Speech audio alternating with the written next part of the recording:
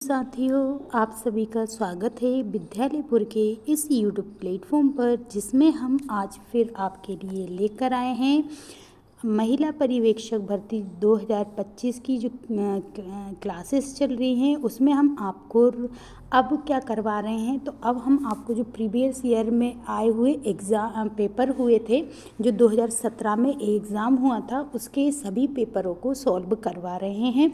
और आपको हमने है ना 31 मई का जो सेकंड शिफ्ट का पेपर था वो हमने आपको पूरा कंप्लीट करवा दिया है। उसके चारों खंड हमने बिल्कुल आपको कंप्लीट करा दिए हैं। अब ये 31 तारीख का जो फर्स्ट शिफ्ट का पेपर हुआ था, अब हम वो करवा रहे हैं ना। और ये 31 मई को जो फर्स्ट शिफ्ट का पेपर हुआ है उसका हम आपको इसका 31 का फर्स्ट शिफ्ट का 31 का जो फर्स्ट शिफ्ट थी उसका हम आपको खंड ए और खंड बी मतलब कि पहला और दूसरा खंड आज की क्लास में आपको करवाएंगे। तो आप अभी तक आप क्लास से जुड़े नहीं हैं तो प्लीज़ सभी लोग क्लास से जुड़ जाइए और क्लास को हम आगे बढ़ाएं। उससे पहले आप एक बार क्लास को शेयर ज़रूर कर दीजिएगा। और आपने अभी तक अगर इसके शिफ्ट हमने पढ़ाया था 31 तारीख का सेकंड शिफ्ट का पेपर जो पढ़ाया था, अगर आपने वो वाली क्लासेस नहीं देख रखी हैं तो प्लीज़ आप जाइए और हमारे जो प्लेलिस्ट बनी हुई है उसमें आप जाएंगे तो 100+ क्वेश्चन वाले जो महिला पर्यवेक्षक वाला जो प्लेलिस्ट है उसमें जाएंगे तो आपको जो 31 मई का जो सेकंड शिफ्ट का पेपर हमने पूरा आपको 2 क्लास में करवाया है। एक में पार्ट खंड 1 और खंड 2 कराया और दूसरे में खंड 2 और खंड 3 और 4 कराया है। तो वो दोनों आपको वहीं पर मिल जाएंगी क्लासेस। और आज की हमारा जो 31 तारीख का फर्स्ट शिफ्ट का जो पेपर है आज हम ये वाला कराएंगे। तो चलिए अब हमारी क्लास को हम स्टार्ट कर देते हैं। और इसकी पीडीएफ अगर चाहिए तो पीडीएफ के लिए आप हमारे टेलीग्राम चैनल को ज्वाइन कर सकते हैं, वहाँ से इसकी पीडीएफ भी ले सकते हैं। और बस आपको क्लास को शेयर करते हुए चलना पड़ेगा। क्लास को शेयर कीजिए, क्लास को लाइक कीजिए और अभी तक चैनल को सब्सक्राइब नहीं कर रखा है तो प्लीज़ चैनल को सब्सक्राइब ज़रूर कर लीजिए ताकि रोज़ की क्लास का नोटिफिकेशन आपको प्रॉपर मिलता रहे। तो चलिए अब हमारी क्लास को स्टार्ट कर देते हैं। स्पीड थोड़ा ज़्यादा रखेंगे क्योंकि आपके क्वेश्चंस बहुत सारे हैं। क्योंकि फर्स्ट जो आपका खंड ए है उसमें भी 55 क्वेश्चंस हैं और खंड बी जो है उसमें भी आपके 55 क्वेश्चंस होते हैं। तो इसलिए हम आपकी जो क्लास की थोड़ी स्पीड है वो थोड़ा तेज़ रखेंगे। तो आप सभी लोग क्लास में आप जो रहेंगे सभी लोग क्लास को अच्छे से प्रॉपर देखते रहिएगा। चलिए तो अब हम हमारी क्लास को स्टार्ट कर देते हैं।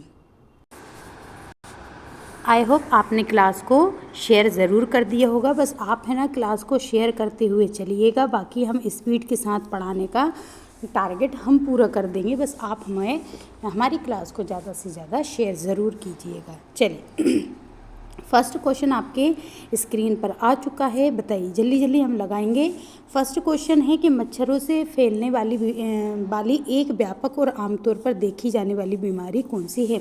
मच्छरों से कौन सी बीमारी फैलती है? हैजा और दस्त, टाइफाइड या फिर 6 मतलब कि टीबी, ट्यूबरकुलोसिस या डेंगू और मलेरिया। बताइए मच्छर से फैलने वाली बीमारी है और ये बहुत ज़्यादा फैलती है, आमतौर पर देखी जाती है। तो राइट आंसर क्या हो जाएगा? डेंगू और मलेरिया। डेंगू मलेरिया किससे फैलते हैं?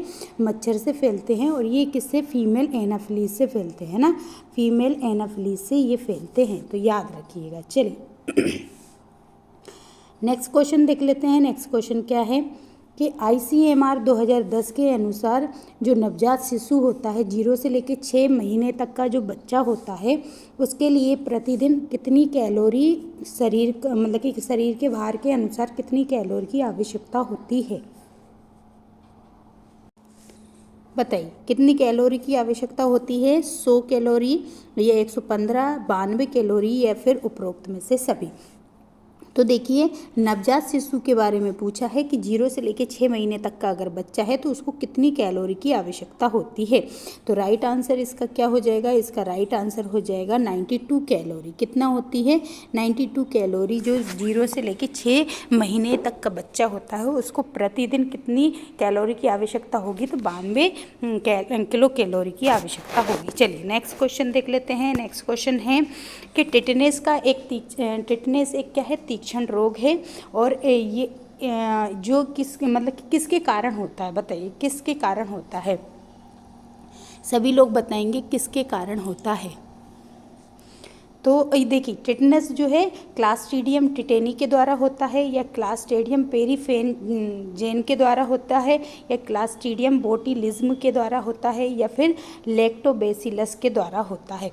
तो देखिए जो हमारा क्लास्ट्रीडियम टिटेनी के द्वारा क्या होता है, टिटनेस रोग होता है ना। ये किसके द्वारा होता है, क्लास्ट्रीडियम टिटेनी के द्वारा होता है। तो राइट आंसर क्या हो जाएगा, क्लास्ट्रीडियम टिटेनी इसका राइट आंसर हो जाएगा। चलिए नेक्स्ट क्वेश्चन देखते हैं।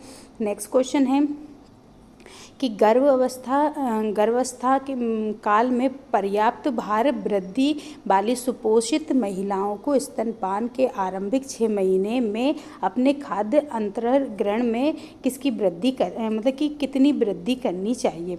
तो देखिए सिंपल सा बात बोल रहा है कि जो कि सामान्य महिला है, कोई बीमारी नहीं है किसी, कि उनके पर्याप्त जो सुपोषित महिला है उसको अगर है ना स्तनपान के आरंभिक 6 महीने में खाद्य जो अंतर्ग्रहण है कि फूड में कितना किलो कैलोरी प्रतिदिन लेना चाहिए।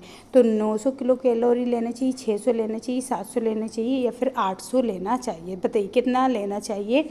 तो राइट आंसर क्या है, 600 किलो कैलोरी प्रतिदिन के हिसाब से लेना चाहिए। कितना लेना चाहिए, 600 किलो कैलोरी प्रतिदिन के हिसाब से लेना चाहिए। चलिए नेक्स्ट देखते हैं। नेक्स्ट क्वेश्चन क्या है। नेक्स्ट क्वेश्चन है कि क्रेटिनता कि बामनता जो होती है वो किसकी कमी के कारण होती है ना। क्रेटिनता बामनता जिसको हिंदी में बोला जाता है, तो ये किसकी कमी के कारण होती है। फ्लोराइड की कमी के कारण होती है, आयरन के कारण होती है, आयोडीन के कारण होती है, या फिर कॉपर के कारण होती है। बताइए किसके कारण होती है। राइट आंसर क्या हो जाएगा। तो देखिए अगर हम क्रेटिनता बोला जाए तो क्रेटिनता किसके कारण होती है, तो क्रेटिनता आयोडीन की कमी के कारण होती है। किसके कारण होती है, क्रेटिनता आयोडीन की कमी के कारण होती है। तो राइट आंसर क्या हो जाएगा, आयोडीन। चलिए थोड़ा स्पीड ज़्यादा लग रही होगी तो आप सभी लोग, क्योंकि क्वेश्चन ज़्यादा है हमें कम समय में करना है, तो स्पीड थोड़ी तेज़ रखेंगे। आप भी थोड़ा स्पीड तेज़ ही करके पढ़िएगा। चलिए बताइए कि गर्भवती स्त्री की ऊर्जा की आवश्यकता बढ़ जाती है क्योंकि इसके अतिरिक्त ऊर्जा चाहिए होती है। देखिए जो गर्भवती स्त्री होती है उसकी ऊर्जा बढ़ जाती है। क्यों बढ़ जाती है, क्योंकि गर्भस्थ शिशु की वृद्धि होती है, या फिर है ना शारीरिक गतिविधियों के कारण बढ़ जाती है, या फिर मानसिक गतिविधियों के कारण बढ़ जाती है, या फिर इनमें से कोई नहीं। बताएं क्यों बढ़ जाती है। तो देखिए अगर गर्भवती स्त्री है तो उसको अधिक ऊर्जा की आवश्यकता क्यों पड़ती है, क्योंकि उसमें गर्भस्थ शिशु की वृद्धि होती है इसलिए। तो गर्भस्थ शिशु की वृद्धि के कारण उसको क्या चाहिए रहता है, अधिक ऊर्जा की आवश्यकता होती है। ठीक है, चल नेक्स्ट क्वेश्चन देखते हैं। नेक्स्ट क्वेश्चन है कि लंबे समय तक रहने वाली जो हटी खांसी जुखाम जिसे कि एंटीबायोटिक द्वारा ठीक नहीं किया जा सकता है, वो किसका संकेत करता है। बताइए किसका संकेत करेगा। कि बहुत दिन से है ना क्या कहते हैं, खांसी जुखाम हो रहा है लेकिन वो एंटीबायोटिक के से भी सही नहीं हो पाता है, तो वो फिर कौन सी बीमारी बनने का लक्षण है। क्षय रोग टीबी, या फिर आम सर्दी जुखाम खांसी, या फिर निर्जलीकरण। बताइए किसका कारण बन सकता है। तो देखिए अगर लंबे समय तक आपको है ना क्या कहते हैं खांसी जुखाम हो रहा है लेकिन एंटीबायोटिक लेने के बाद भी आपकी खांसी जुखाम जो है वो सही नहीं होता है, तो फिर इसमें आपको किस बीमारी होने की संभावना बढ़ जाती है, तो वो है टीबी, है ना, जिसको क्षय रोग भी बोलते हैं, तपेदिक भी बोलते हैं, ट्यूबरकुलोसिस भी कहा जाता है। ये अन्य नाम इसके हैं। ठीक है, राइट आंसर क्या हो जाएगा इसका, ट्यूबरकुलोसिस। चलिए नेक्स्ट क्वेश्चन देख लेते हैं। नेक्स्ट क्वेश्चन क्या है नेक्स्ट क्वेश्चन है कि गर्भावस्था में इनमें से किस समस्या का अनुभव होता है। बताइए कौन सी समस्या है जो कि गर्भावस्था से संबंधित समस्या है। तो उबकाई और उल्टियाँ, या फिर एडिमा मतलब तरल एकत्र होने से उत्पन्न सूजन, या उपरोक्त दोनों, या इनमें से कोई नहीं। बताएं किस क्या हो सकता है। तो देखिए जो गर्भावस्था से संबंधित समस्याएं हैं तो वो कौन कौन सी हो सकती हैं। तो देखिए गर्भावस्था के दौरान जो है गर्भावस्था के दौरान क्या होता है, ज़्यादा उल्टियाँ वगैरह भी होती हैं, ठीक है, उबकाइयाँ भी आती हैं, और एडिमा जैसी मतलब कि जो तरल पदार्थ की जो होने से उत्पन्न उस जो सूजन है थी ये भी दिखाई देती है। तो इसमें से जो राइट आंसर हो जाएगा वो उपरोक्त दोनों हो जाएगा। ये दोनों समस्या ही दिखाई देती हैं। कब दिखाई देती हैं, जब गर्भावस्था के काल में दिखाई देती है, ठीक है। चल बहुत बढ़िया, सभी लोग आंसर लगाते हुए चलेंगे और आंसर देते हुए भी चलेंगे, ज़्यादा से ज़्यादा क्लास को शेयर करते हुए ज़रूर चलेंगे ना। अभी तक अगर आपने क्लास को शेयर नहीं कर रखा है तो प्लीज़ सभी लोग एक बार क्लास को शेयर ज़रूर कर दें, क्वेश्चन पूरे देखें और क्वेश्चंस को अच्छे से लगाएं ताकि आपका जो क्वेश्चन पेपर है, आने वाला पेपर, वो बहुत अच्छे से हो सके। और चैनल को अगर सब्सक्राइब नहीं कर रखा है तो प्लीज़ चैनल को सब्सक्राइब ज़रूर कर लें ताकि हमारी क्लास जो होती हैं रोज़ की उनका नोटिफिकेशन प्रॉपर आपको मिलता रहेगा। तो चलिए इसका राइट आंसर क्या हो गया था, उपरोक्त में से दोनों ही आंसर इसके बिल्कुल सही थे। चल बहुत बढ़िया, अब नेक्स्ट क्वेश्चन देख लेते हैं कि नेक्स्ट क्वेश्चन क्या है, ठीक है। चल नेक्स्ट क्वेश्चन है कि मोटापाग्रस्त नेक्स्ट क्वेश्चन क्या है कि मोटापाग्रस्त शहरी बच्चों में होने की संभावना अधिक होती है। बताइए को जो मोटापाग्रस्त जो शहरी बच्चे होते हैं उनमें क्या होने की संभावना अधिक होती है। तो कुपोषण, या बताइए कुपोषण, ऊर्जा की कमी, या फिर कार्बोहाइड्रेट की कमी, या फिर उपरोक्त सभी। बताइए क्या होने की संभावना ज़्यादा रहती है। बताएं, सभी लोग आंसर लगाते हुए ज़रूर चलेंगे, ठीक है। बताइएगा, सभी लोग आंसर ज़रूर लगाएंगे। तो देखिए मोटापाग्रस्त जो शहरी बच्चे होते हैं उनमें होने मतलब क्या चीज़ संभावना हो जाती है। तो बिल्कुल उसमें जो मोटापाग्रस्त शहरी बच्चे होते हैं उनमें सबसे ज़्यादा क्या होता है, कुपोषण होने की संभावना ज़्यादा होती है। क्या होती है, कुपोषण होने की संभावना ज़्यादा होती है, ठीक है। चलिए नेक्स्ट क्वेश्चन देखते हैं। नेक्स्ट क्वेश्चन क्या है कि जो जानपदिक रोग, जो महामारी का अर्थ क्या होता है। सिंपल सा पूछा है कि एपिडेमिक क्या होता है, ठीक है। एपिडेमिक डिसीज़ कौन सी होती हैं। गर्भवती स्त्रियों में रोग फैलना, या किशोरों में रोग फैलना, या बहुत से लोगों पर एक साथ आक्रमण करने वाले रोग का प्रकोप, या अधिकांश बच्चों को प्रभावित करने वाले रोग। बताइए जो है जनपदिक रोग या फिर महामारी का अर्थ किससे संबंधित है। तो देखिए महामारी हम किसको बोलेंगे, महामारी हम बोलते हैं जहाँ पर बहुत सारे लोग किसी एक विशेष स्थान पर क्या होते हैं, किसी बीमारी से संक्रमित हो जाते हैं, तो उसको हम क्या कहते हैं, एपिडेमिक कहते हैं। तो राइट आंसर क्या हो जाएगा, बहुत से लोगों पर एक साथ आक्रमण करने वाले रोग का प्रकोप जो रहता है वो क्या कहलाता है, महामारी, एपिडेमिक, या फिर जानपदिक रोग कहलाते हैं, ठीक है।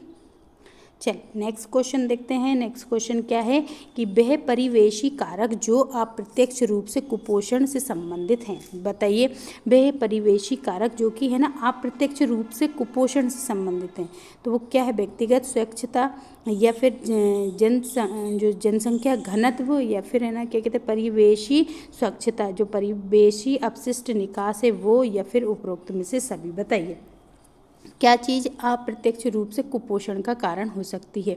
तो देखिए व्यक्तिगत अगर स्वच्छता देखें तो ये भी क्या हो जाएगा, मतलब पर्सनल हाइजीन, ठीक है, और पॉपुलेशन डेंसिटी और एनवायरमेंटल जो सैनिटेशन होता है, ये सभी क्या हो सकते हैं, कुपोषण का कारण बन सकते हैं। तो राइट आंसर क्या हो जाएगा, all of these right answer हो जाएगा। ये प्रीवियस ईयर का क्वेश्चन पेपर है, इसमें इस तरीके के क्वेश्चन आए थे, आप देख सकते हैं।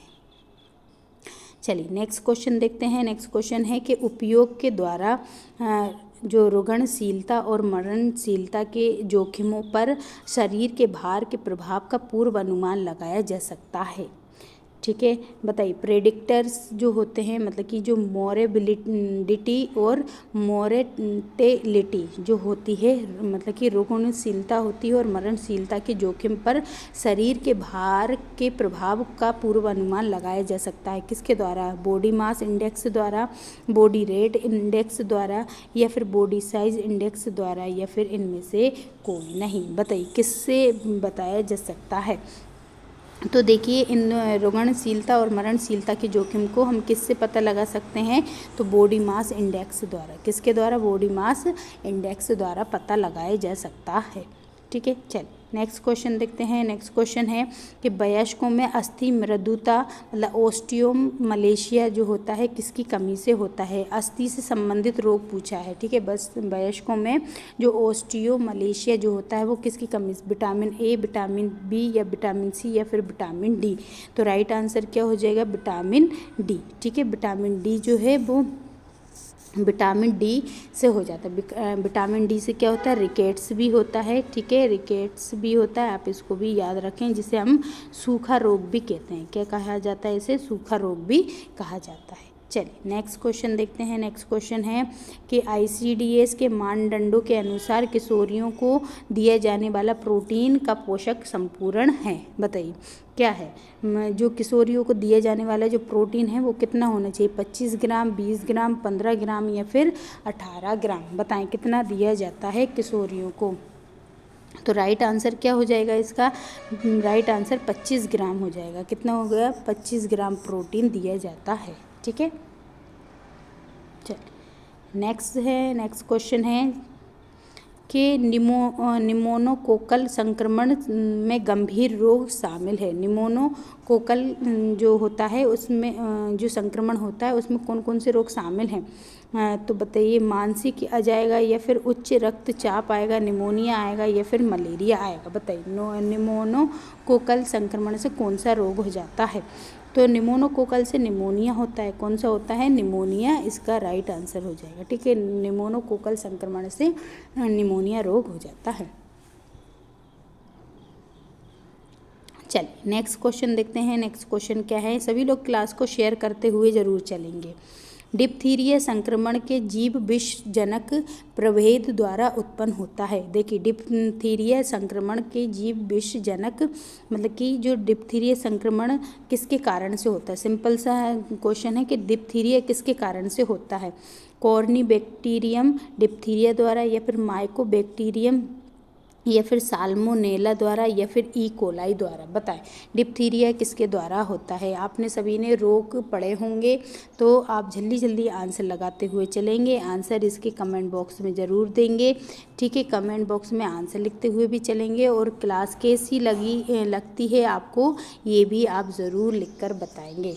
ठीक है, तो राइट आंसर इसका क्या हो जाएगा? इसका राइट आंसर हो जाएगा कॉर्निबैक्टीरियम डिप्थीरिया के द्वारा ये जो है ना डिप्थीरिया रोग होता है। ठीक है, कॉर्निबैक्टीरियम डिप्थीरिया के द्वारा डिप्थीरिया रोग होता है। ठीक है, चल नेक्स्ट क्वेश्चन देखते हैं। नेक्स्ट क्वेश्चन क्या है कि साप्ताहिक आयरन फोलिक अम्ल संपूर्ण योजना एक समुदाय आधारित हस्तक्षेप है जो कि संबंधित है। देखिए जो साप्ताहिक आयरन जो फोलिक एसिड की जो गोलियां दी जाती हैं वो संपूर्ण योजना किस पर मतलब किस रोग को मिटाने के लिए होती है?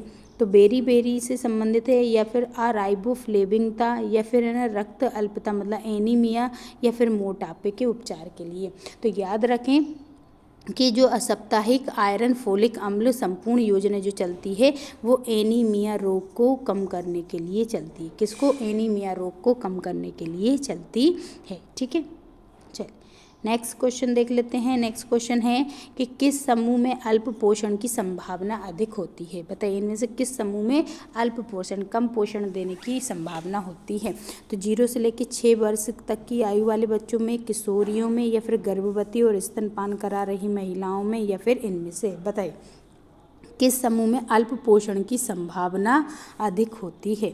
तो अल्प पोषण की संभावना किस में होगी? तो देखिए 0 से लेकर 6 वर्ष की आयु के बच्चे हैं उनमें भी संभावना ये ज़्यादा होती है अल्प पोषण की।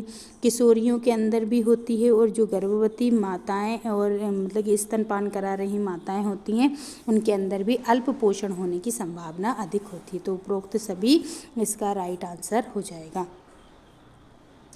चलिए नेक्स्ट क्वेश्चन देखते हैं। नेक्स्ट क्वेश्चन है कि जननी सुरक्षा योजना को सुगम बनाने के लिए आरंभ की गई थी। बताइए किस चीज़ को सुगम बनाने के लिए जननी सुरक्षा योजना चलाई गई थी?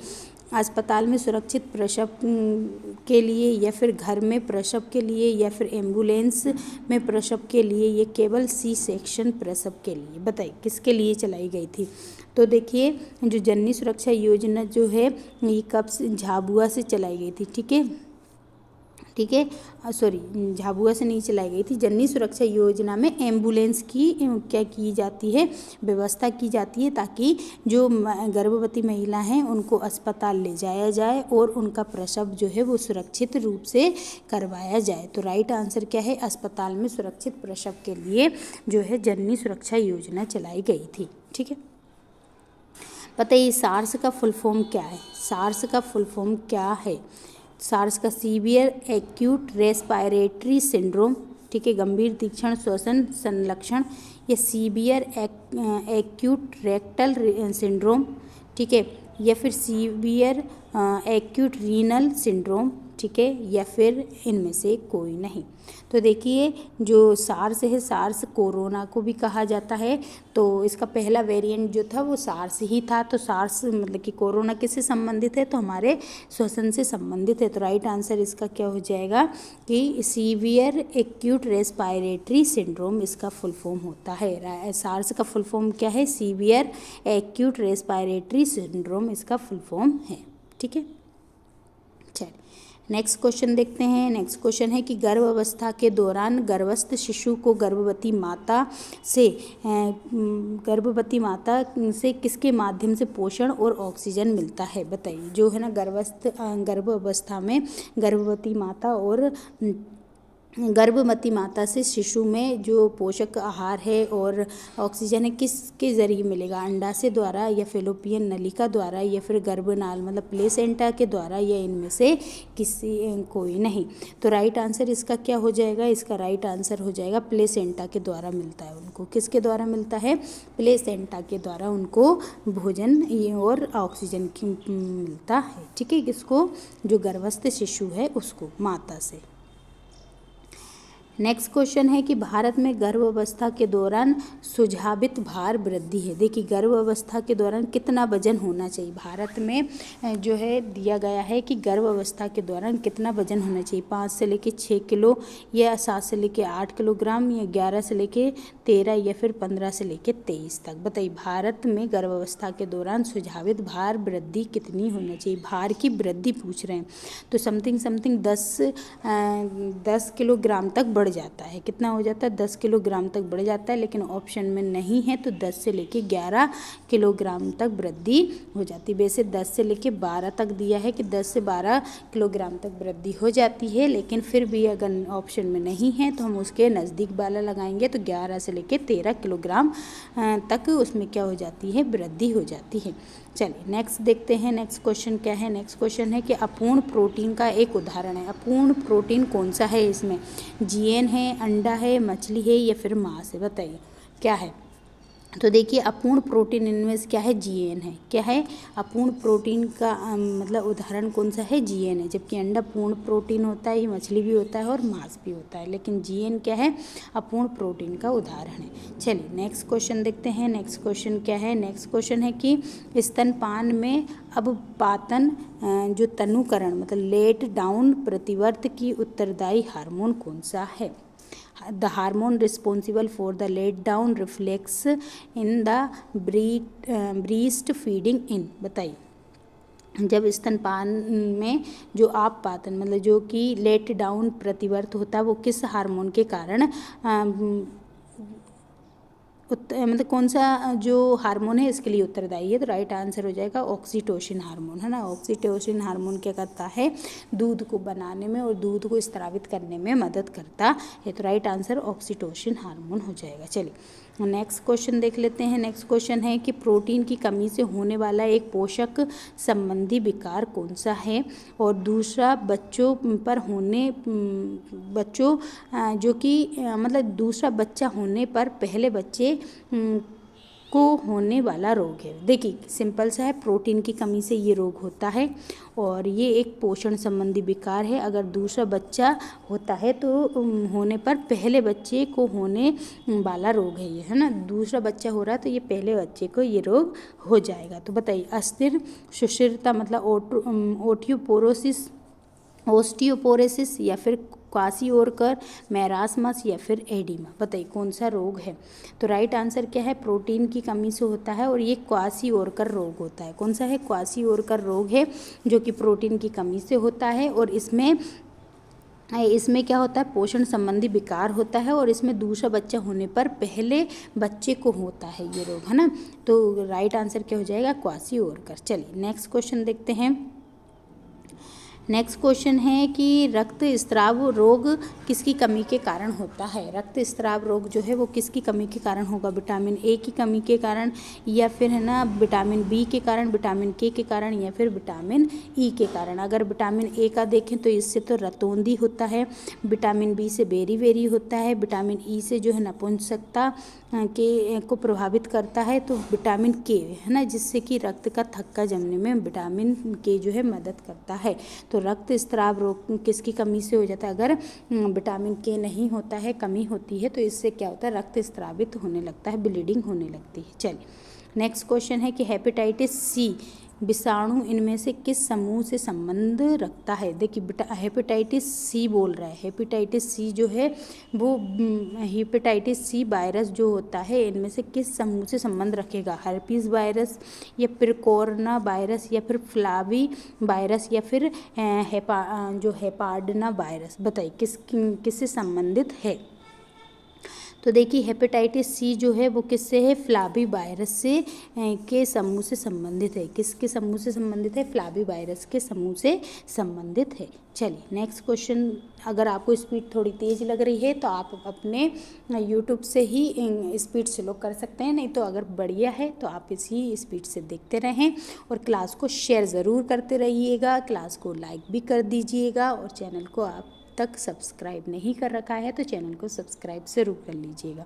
चलिए बताइए कि गर्भावस्था में रक्त में फोलेट का स्तर कम होने से हो सकता है? अगर गर्भावस्था में अगर रक्त में फोलेट एसिड का जो फोलेट की मात्रा जो है कम हो जाएगी तो फिर क्या हो जाएगा? मधुमेह हो सकता है, हृदय रोग हो सकता है या तंत्रिका नाल दोष मतलब न्यूरल ट्यूब डिफेक्ट होता है या फिर किडनी से संबंधित कोई विफलता होती है। तो देखिए गर्भावस्था में रक्त में जो फोलेट का स्तर अगर कम हो जाता है तो उससे क्या होता है? तंत्रिका नाल दोष हो जाता है, मतलब कि न्यूरल ट्यूब डिफेक्ट हो जाता है। क्या हो जाता है? न्यूरल ट्यूब डिफेक्ट हो जाता है। तो राइट आंसर क्या हो जाएगा? सी राइट आंसर हो जाएगा।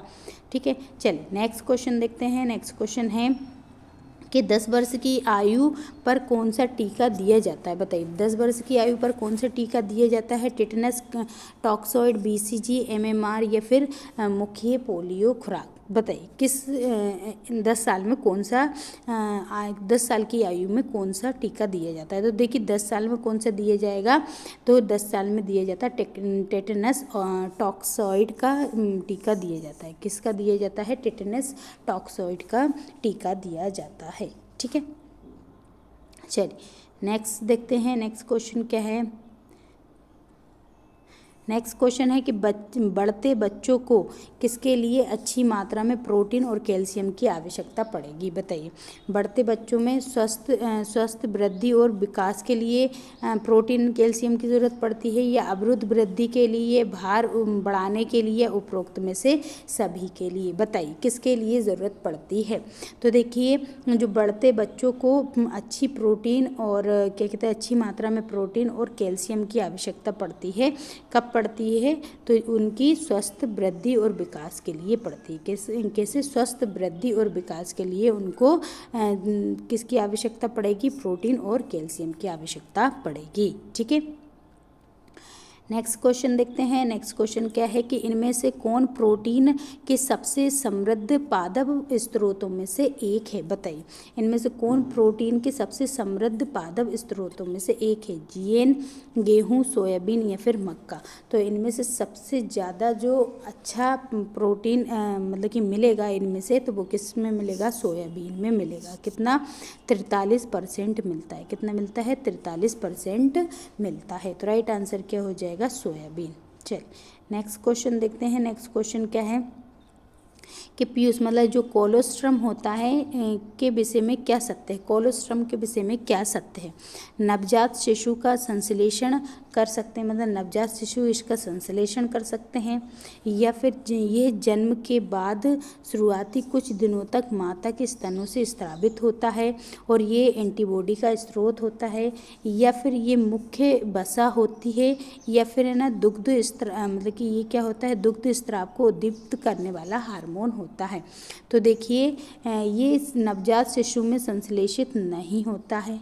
ठीक है, ये कोई वसा नहीं है। और इसके बाद अगर देखें तो ये दुग्ध स्राव को उद्दीपित भी नहीं करता। ये क्या है? तो जन्म के बाद शुरुआती कुछ दिनों में माता के स्तनों से स्रावित होता है और ये एंटीबॉडीज़ का क्या होता है? एक अच्छा स्रोत होता है।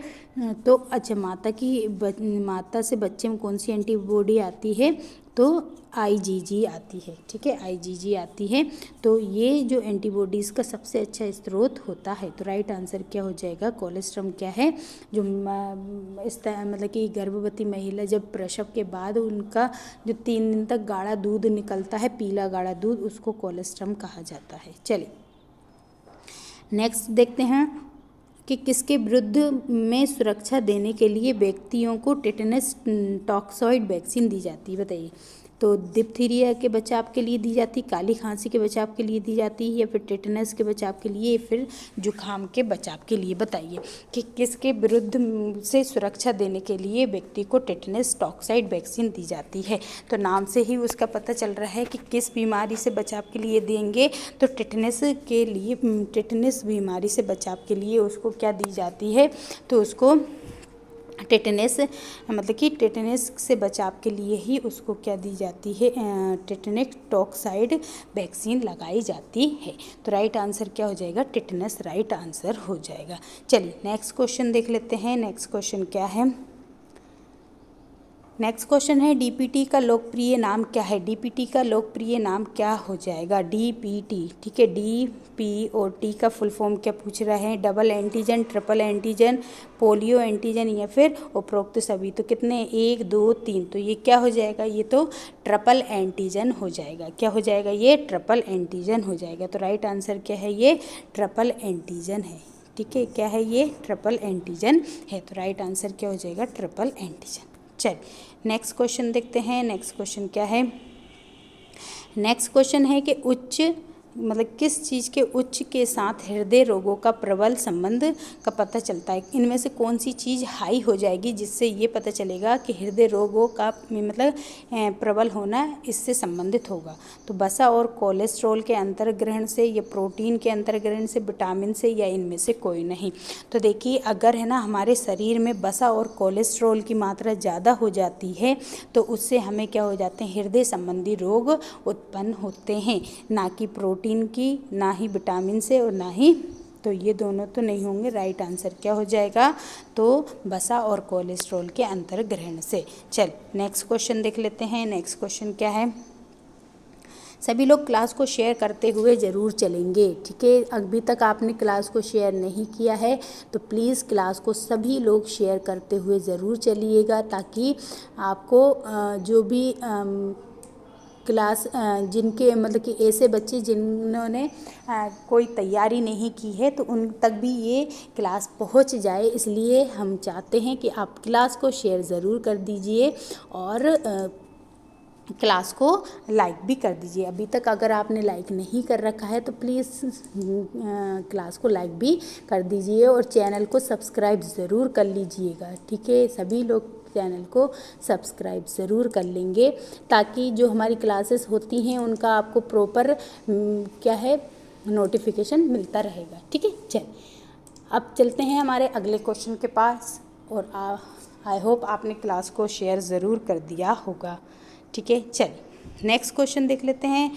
नेक्स्ट क्वेश्चन क्या है, 37वें नंबर का क्वेश्चन आ चुका है पहले खंड का। ठीक है, फर्स्ट खंड चल रहा है जिसका आपका 37वां क्वेश्चन आ गया है। तो बताइए कि विटामिन ए की कमी के कारण नेत्र श्लेष्मता की सतह पर बने गंदे सफ़ेद झागदार उभरे हुए धब्बे क्या कहलाएंगे। बताइए, विटामिन ए की कमी से जो हमारी नेत्र श्लेष्म मतलब जो कंजक्टाइवा होती है उसकी सतह पर जो गंदे सफ़ेद दाग बन जाते हैं उसको क्या कहते हैं, स्वैच्छित कहते हैं या फिर स्वैच्छित या फिर पीत चित्ती या फिर बिटोट चित्ती या फिर व्रण छत चित्ती। बताइए, तो राइट आंसर इसका क्या हो जाएगा, क्या कहा जाएगा, बिटोट चित्ती कहा जाता है।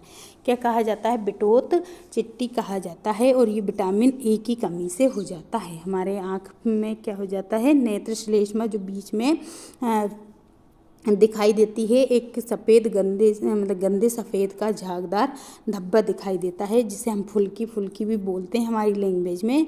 तो उसको ही क्या बोलेंगे, बिटोट चित्ती बोलते हैं।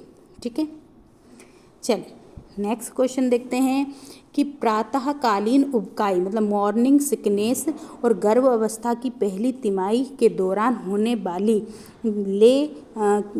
किसके लिए प्रयुक्त शब्द, मतलब इसके लिए कौन सा शब्द सबसे सही रहेगा।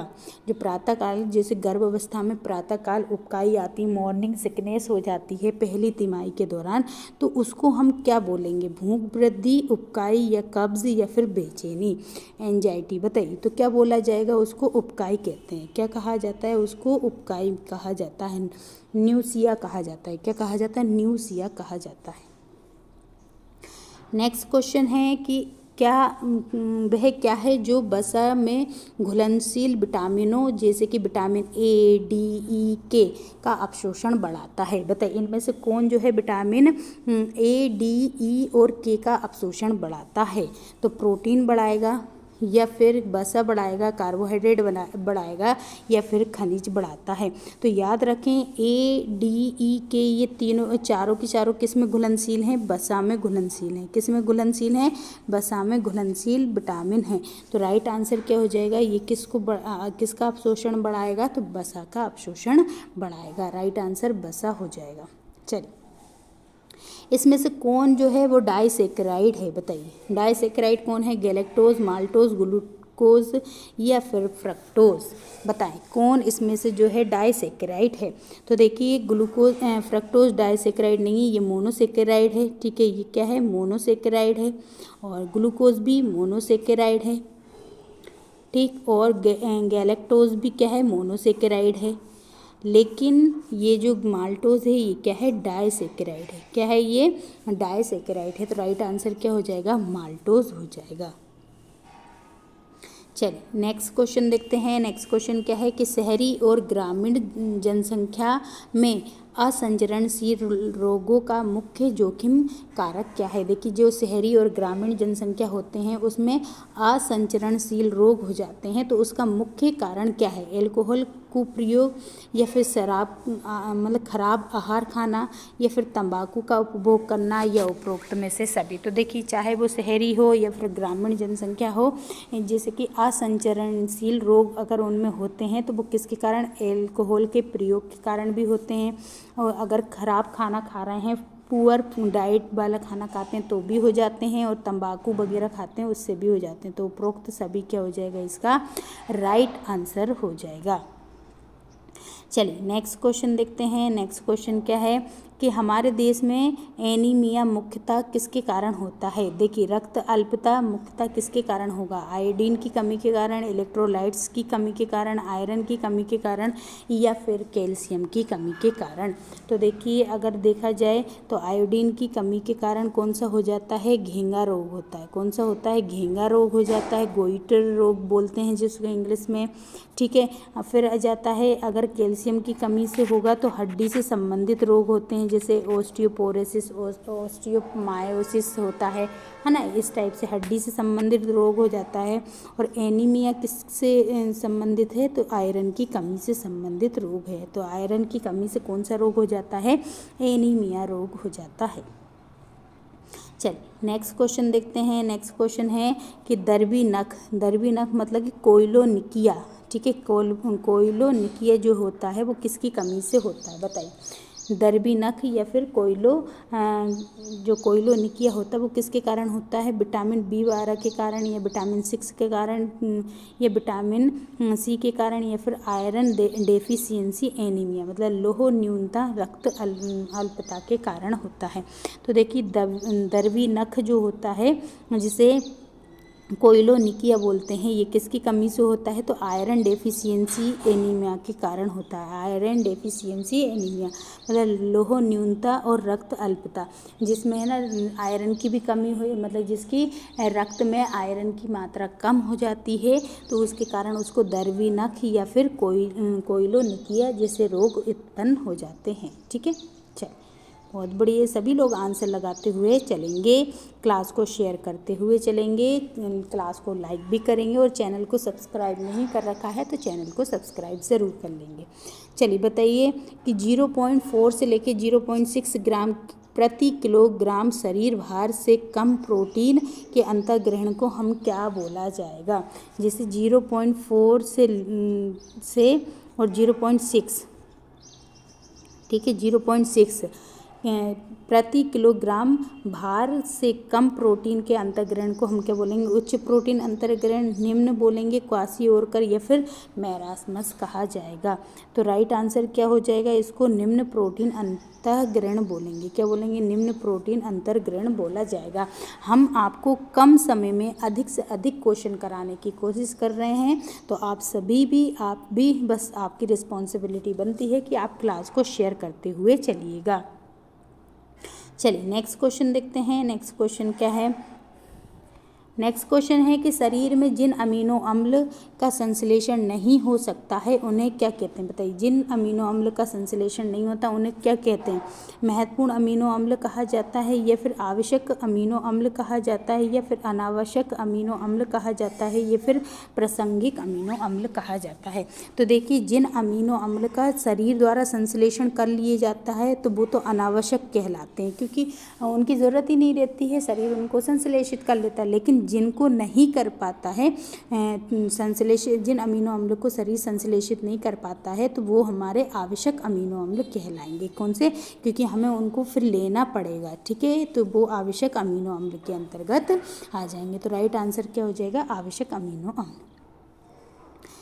नेक्स्ट क्वेश्चन है कि कंकालीय फ्लोरोसिस का कारण क्या है। कंकाली फ्लोरोसिस मतलब skeleton fluorosis is caused by fluorine का अपर्याप्त अंतर्ग्रहण, मतलब कंकाली फ्लोरोसिस किसके कारण से होता है, फ्लोरीन का अपर्याप्त अंतर्ग्रहण से, फ्लोरीन का अत्यधिक उपभोग से, या विटामिन C की कमी से, या फिर आयोडीन की अत्यधिक उपभोग से, बताइए। अच्छा, विटामिन C के अत्यधिक उपभोग से। तो देखिए, कंकाली फ्लोरोसिस जो होता है वो किसके कारण से होता है, तो वो होता है फ्लोरीन जो रहता है उसका अत्यधिक उपभोग कर लेंगे तो भी हमारे क्या होते हैं, जो कंकाली फ्लोरोसिस मतलब जैसे कि दांतों का सड़ना है ना, और हड्डियों का सड़ना, ये सब टूटना, ये सब किसके कारण होता है, अधिक फ्लोरीन जब उपभोग कर लेते हैं तब ये जो है बीमारियां देखने को मिलती हैं। चलिए नेक्स्ट क्वेश्चन है कि अल्प पोषित गर्भवती माताएं शिशु को जन्म देती हैं। बताइए किस प्रकार के शिशु को जन्म देंगी। जो अल्प पोषित गर्भवती माताएं हैं वो जन्म के समय कम भार वाले बच्चे को जन्म देंगी, ये स्वस्थ और शक्तिशाली को देंगी, लंबे और भारी, या फिर उपरोक्त में सभी। तो देखिए अगर माता ही कैसी है, अल्प पोषित है ना, गर्भवती अल्प पोषित है, मतलब उसको खुद को खाने को सही से नहीं मिला है, तो ऐसे माताएं जो रहती हैं वो जन्म के समय कम वजन वाले जो बच्चे होते हैं उनको जन्म देती हैं। तो लो एंड वेट बर्थ वेट है ना, जन्म के समय कम भार वाले बच्चे को जन्म देती हैं। चलिए नेक्स्ट क्वेश्चन देख लेते हैं। नेक्स्ट क्वेश्चन है संदूषित के कारण हैजा होता है। किसके कारण, क्या चीज़ संदूषित होगी तो उससे हैजा होगा। खाद्य पदार्थ, जल, वायु, या फिर इनमें से कोई नहीं। तो देखिए जो हैजा है वो किससे फैलता है बताइए। संदूषित खाद्य पदार्थ से, संदूषित जल से फैलता है, या फिर संदूषित वायु से फैलता है, या फिर इनमें से कोई नहीं। तो राइट आंसर क्या हो जाएगा, जो जल से फैलता है ना। किससे फैलता है, संदूषित जो जल हो जाता है उससे क्या होगा, हैजा फैल जाता है। और ये किसके कारण, प्रोटोजोआ जैसे मच्छर जो रहते हैं उनसे फैलता है। तो राइट आंसर क्या हो जाएगा, संदूषित जल के कारण हैजा फैलता है। नेक्स्ट क्वेश्चन है कि जब व्यक्ति को ऐसा मतलब कि इनमें से कौन सी कारण से व्यक्ति मुखीय जलीकरण चिकित्सा मतलब ओरल रिहाइड्रेशन थेरेपी दी जाती है। बताइए सिंपल सा है कि कौन सी बीमारी में जो पेशेंट होता है उसको ओरल रिहाइड्रेशन थेरेपी दी जाती है। एडिमा में, कब्ज में, निर्जलीकरण में, या फिर ब्रक मतलब कि जो गुर्दा विफल होने पर। तो देखिए मुख से जो है उनको ओरल मतलब कि उनको पतला आहार खिलाया जाए या फिर ग्लूकोज की मात्रा दी जाए। तो कब दिया जाता है, जब हाइड्रेशन हो जाता है मतलब डिहाइड्रेशन होता है, तो उस कंडीशन में रिहाइड्रेशन थेरेपी दी जाती है। तो उसको ग्लूकोज वगैरह की बोतल चढ़ा दी जाती है, ठीक है, या फिर ORS पीने को, घोल पीने को दे दिया जाता है। चलिए नेक्स्ट क्वेश्चन है कि आयोडीन युक्त नमक में आयोडीन की मात्रा का आंकलन किस प्रक्रिया के द्वारा किया जाता है। अगर आयोडीन युक्त मतलब कि ये नमक जो है आयोडीन युक्त नमक है, इसका पता कैसे चलेगा, कौन सी प्रक्रिया के द्वारा पता लगाया जाता है। फेनोलाइजेशन द्वारा, अनुमापन द्वारा, हाइड्रोजनीकरण द्वारा, या फिर आयोडीमितीय अनुमापन द्वारा। बताइए किसके द्वारा दिया जाता है। तो देखिए आयोडीन युक्त नमक जो होता है, आयोडीन की मात्रा का आंकलन जो होगा नमक प्रक्रिया द्वारा किया जाता है। कौन सी प्रक्रिया द्वारा किया जाता है, तो राइट आंसर क्या हो जाएगा, जिसमें आयोडीमितीय अनुमापन विधि द्वारा किया जाता है। आयोडोमेट्रिक टाइट्रेशंस विधि द्वारा हम क्या कर सकते हैं, कोई भी आयोडीन युक्त नमक में कितना आयोडीन है इसकी मात्रा का पता लगा सकते हैं, ठीक है। चल नेक्स्ट क्वेश्चन है इस खंड के जल्दी से जल्दी आपके क्वेश्चन समाप्त होने वाले हैं, फिर आपका खंड भी चालू हो जाएगा। बस क्लास को आप क्या करते जाएंगे, शेयर करते हुए चलेंगे और क्लास को लाइक भी करेंगे, और चैनल को अगर सब्सक्राइब नहीं कर रखा है तो चैनल को सब्सक्राइब ज़रूर कर लेंगे। बताइएगा कि घर में ORS बनाने के लिए क्या चाहिए। बताइए घर में अगर ORS बनाना है आपको क्या चाहिए, 1 लीटर जल, 40 ग्राम सुक्रोज, सुक्रोज मतलब कि शक्कर, ठीक है, और 1/4 छोटी चम्मच या फिर चुटकी भर नमक, या उपरोक्त सभी। बताइए तो देखिए ORS में क्या क्या होता है, पानी होता है और शक्कर होती है, नमक होता है, ठीक है, ये सब मिला के आयोडीन जो ORS बना लिया जाता है। तो राइट आंसर क्या हो जाएगा, उपरोक्त में से सभी। चलिए नेक्स्ट क्वेश्चन देखते हैं कि HIV इनमें से किस मार्ग को छोड़कर अन्य सभी से संचालित होती है। देखिए HIV रोग जो है इनमें से एक से नहीं होगा, बाकी सभी से फैलने मतलब सभी मार्ग से फैल सकता है, ठीक है। तो बताइए संभोग से, या फिर सुई चुभने से लगी चोट से, या रक्तदान से, या फिर लार से। बताइए किससे नहीं होगा, बाकी सबसे हो जाएगा। तो याद रखें एड्स जो होता है वो किस से हो जाता है, तो बिल्कुल सेक्सुअली इंटरकोर्सेस मतलब संभोग से भी होता है, ठीक है, और निडल चुभने से भी होता है, ठीक है। अगर कोई सी निडल यूज़ की हुई है और वो संक्रमित व्यक्ति को यूज़ की थी और वही आपको भी लगा दें या आपको चुभ जाए तो भी ये रोग हो जाता है। और रक्त आदान मतलब कि संक्रमित व्यक्ति का रक्त अगर आपको चढ़ा दिया जाए तो भी ये रोग होने की संभावना हो जाती है। लेकिन लार से ये रोग नहीं होता है। तो राइट आंसर क्या हो जाएगा? सलाइवा। सलाइवा से जो है ये रोग नहीं होता है। तो राइट आंसर लार हो जाएगा। चलिए नेक्स्ट क्वेश्चन देखते हैं कि एस्कार्बिक अम्ल का अच्छा स्रोत है। बताइए एस्कार्बिक अम्ल का अच्छा स्रोत क्या है? ताज़े फल व सब्जियां, अनाज, दाल या फिर दूध। बताइए एस्कार्बिक एसिड। एस्कार्बिक एसिड मतलब क्या हो जाएगा? तो इस विटामिन सी, ठीक है, विटामिन सी के बारे में बात कर रहे हैं। तो बताइए अब बताइए विटामिन सी सबसे ज़्यादा किससे मिलेगा? तो याद रखें ताज़े फल और सब्जी से। वैसे विटामिन सी जो है खट्टे फलों से मिलता है लेकिन कहीं पर दिया नहीं है, इसलिए ताज़े फल और सब्जी इसका राइट आंसर हो जाएगा। चलिए नेक्स्ट क्वेश्चन देखते हैं कि पोलियो विषाणु किसके माध्यम से फैलता है? बताइए पोलियो किसके कारण फैलेगा? संदूषित भोजन और जल के कारण फैलेगा, कुत्ते के काटने के कारण फैलेगा, कीड़े द्वारा काटने के कारण फैलेगा, इनमें से कोई नहीं। बताएं कि पोलियो किसके कारण से फैलता है? तो देखिए पोलियो के बारे में अगर देखें तो पोलियो संदूषित भोजन और जल के कारण फैलता है। किसके कारण? संदूषित भोजन और जल के कारण पोलियो फैलता है ना। कुत्ते के काटने से नहीं, रेबीज़ होता है। कुत्ते के काटने से क्या होता है? रेबीज़ होता है। कीड़े इंसेक्ट वगैरह के काटने से, जैसे कि इंसेक्ट वगैरह से कोई रोग नहीं होता और इनमें से भी कोई नहीं। तो राइट आंसर क्या हो जाएगा? संदूषित भोजन और जल के कारण क्या हो जाता है? पोलियो हो जाता है। ठीक है। चलिए नेक्स्ट क्वेश्चन देख लेते हैं। नेक्स्ट क्वेश्चन क्या है? नेक्स्ट क्वेश्चन और आज का जो पहला खंड है उसका आखिरी क्वेश्चन है ये। ठीक है, फर्स्ट खंड का आखिरी क्वेश्चन। बताएं कि सभी वर्गों हेतु संतुलित पोषक आहार है। इसमें क्या क्या शामिल है? मतलब सभी वर्गों के लिए अगर संतुलित बैलेंस डाइट है तो वो इनमें से क्या क्या चीज़ शामिल होगी? अनाज व दालें, या दूध, मांस, वसा, शर्कराएँ, या फल सब्जी, या फिर उपरोक्त में से सभी। तो देखिए अगर है ना बोला जाए कि इनमें से सभी के लिए क्या ज़रूरी है, तो सभी के लिए ये सारी चीज़ें ज़रूरी हैं, है ना। ये सभी चीज़ें बेहद ज़रूरी हैं, चाहे वो अनाज और दाल हो, दूध और मांस, वसा, शर्करा हो, फल और सब्जी, ये सभी चीज़ क्या है? ज़रूरी होती हैं।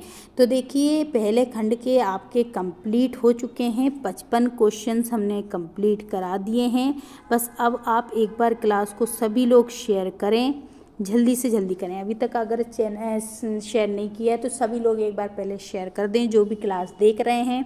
और क्लास क्या कहते हैं, क्लास को लाइक भी करेंगे और क्या कहते हैं क्लास को जो चैनल है उसको सब्सक्राइब भी कर लेंगे। क्लास देखते बहुत सारे लोग हैं लेकिन क्लास को लाइक नहीं करते हैं, तो ये तो गलत बात होती है। और क्लास को शेयर नहीं कर रहे हैं आप लोग, है ना। हम देखिए आपके लिए कितने सारे क्वेश्चंस लेकर आते हैं, ज़्यादा से ज़्यादा क्वेश्चन करवाने की कोशिश करते हैं, कम समय में करवाते हैं, फिर भी आप लोग क्लास को शेयर नहीं कर रहे हैं, क्लास को लाइक नहीं कर रहे हैं, तो ये गलत बात है। आप क्लास को शेयर कीजिए, लाइक कीजिएगा और चैनल को सब्सक्राइब ज़रूर कर लीजिएगा।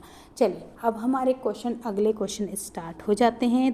खंड बी स्टार्ट हो जाता है। अब हमारा खंड बी जो है ग्रेट जनरल नॉलेज और लॉजिकल एबिलिटी से संबंधित है। अब ये वाला जो है टॉपिक स्टार्ट हो जाता है। आपने अब ये यहाँ से खंड बी चालू हो जाएगा। कौन सा?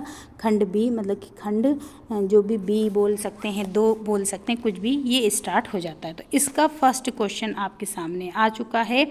अब बताइए इसका फर्स्ट क्वेश्चन लगाइए कि स्वच्छ बच्चे स्वस्थ भारत स्वास्थ्य और परिवार कल्याण मंत्रालय एवं किसकी योजना है? बताइए। देखिए स्वास्थ्य और परिवार कल्याण मंत्रालय और कौन सा जो मंत्रालय है उसने मिलकर स्वच्छ बच्चे और स्वस्थ भारत योजना लेकर आए हैं। तो बताइए पेयजल और स्वच्छता मंत्रालय, स्वास्थ्य एवं परिवार कल्याण मंत्रालय, या फिर मानव संसाधन मंत्रालय, या इनमें से कोई नहीं। तो राइट आंसर क्या हो जाएगा? पेयजल एवं स्वास्थ्य मंत्रालय, मानव संसाधन विकास मंत्रालय और स्वास्थ्य और परिवार कल्याण मंत्रालय, ये दोनों की मिलकर कौन सी योजना लेकर आए? मानव संसाधन मंत्रालय और कौन सा? स्वास्थ्य एवं परिवार कल्याण मंत्रालय, ये दोनों मिलकर स्वच्छ बच्चे स्वस्थ भारत योजना लेकर आए थे। स्वच्छ बच्चे स्वस्थ भारत योजना लेकर आए थे। चलिए सेकंड क्वेश्चन क्या है? सेकंड क्वेश्चन आ चुका है कि पावर पॉइंट में किसी भी और हर कमांड जो रहती है उस पर पाया जाता है। बताइए क्या पाया जाता है? जो पावर पॉइंट होता है उसमें किसी भी और हर कमांड पर क्या पाया जाएगा? Menu bar, standard tool bar या फिर फॉर्मेटिंग टूल बार, या इनमें से कोई नहीं। तो राइट आंसर इसका क्या हो जाएगा? हर एक में क्या पाया जाएगा? मेन्यू बार पाया जाएगा। ठीक है, क्या पाया जाएगा? मेन्यू बार पाया जाएगा। ठीक है, ये आपका खंड बा स्टार्ट हो चुका है। इसके ये जो है थर्ड क्वेश्चन आपके सामने आ चुका है, सभी लोग करेंगे। ठीक है, ये जो मैथ के क्वेश्चंस हैं, हम एक दिन आपको मैथ के सारे क्वेश्चंस अलग से करा देंगे ताकि आपका मैथ जो है वो एक साथ कंप्लीट हो सके। तो हम मैथ के पूरे क्वेश्चन आपको अलग से कंप्लीट करा देंगे। ठीक है, चलिए तो आप सभी लोग बताइएगा, और जो बन रहे हैं वो तो करवाएंगे ही, लेकिन अगर बाई चांस आपके थोड़े बड़े क्वेश्चन से रहते हैं तो हम उनको अलग से एक जगह शिफ्ट कर देंगे, और फिर हम वो सारे आपको जितने भी एग्ज़ाम हुए थे सबके मैथ के क्वेश्चंस आपको एक साथ करा देंगे। ठीक है, उसकी टेंशन मत लीजिएगा, एक क्लास हम उसकी ही बना देंगे। तो अब बताइए अगला क्वेश्चन है कि अगला क्वेश्चन क्या है? तो अगला क्वेश्चन है, एक सर्वर पर ईमेल संदेशों का वितरण और भंडारण प्राप्त किया जाता है। बताइए, एक सर्वर पर ईमेल संदेशों का वितरण और भंडारण प्राप्त किया जाता है किससे? पोस्ट ऑफिस प्रोटोकॉल से, या फिर इंटरनेट मेल एक्सेस प्रोटोकॉल से, ये सिंपल मेल ट्रांसफ़र प्रोटोकॉल से, या फिर हाइपर टेक्स्ट ट्रांसफ़र प्रोटोकॉल से। बताइए, एक सर्वर है उस पर ईमेल संदेशों का वितरण और भंडार प्राप्त किया जाता है, कहाँ से प्राप्त कर सकते हैं?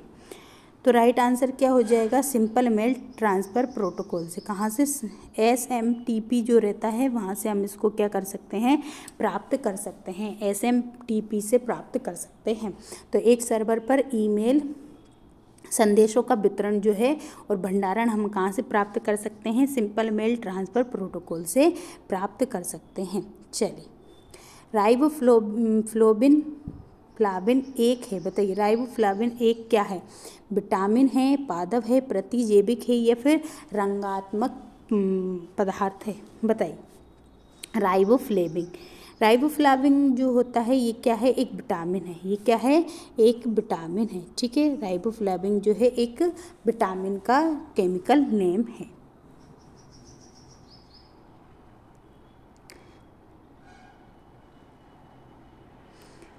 चलिए